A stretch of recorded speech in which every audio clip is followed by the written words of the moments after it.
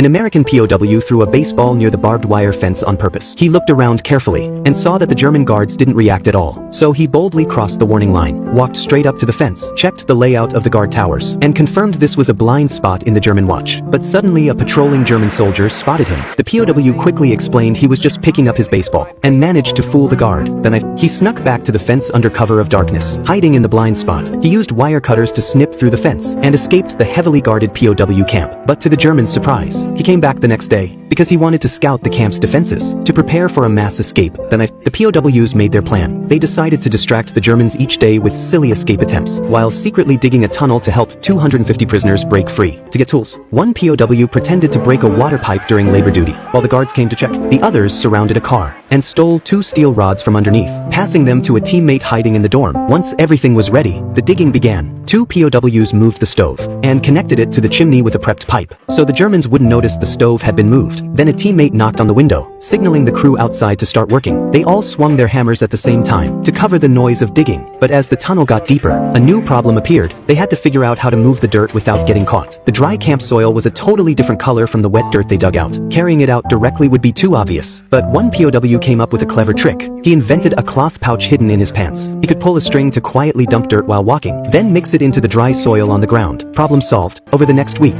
they dug a 20-meter tunnel, but then another challenge came up. The tunnel was too deep and narrow. There wasn't enough oxygen, so a carpenter made a simple hand crank blower to push air into the tunnel for the diggers. Just as they were close to escaping, the tunnel suddenly collapsed. Luckily, no one was buried because they noticed in time the soil outside the camp was too soft, so the tunnel needed wooden supports. But they had already used up every wooden board in the camp, so they had no choice but to tear apart their bed frames. In the end, they completed a tunnel over 100 meters long. Then they began planning the escape night. But just then, something unexpected happened. A German soldier accidentally spilled tea and discovered the tunnel entrance under the stove.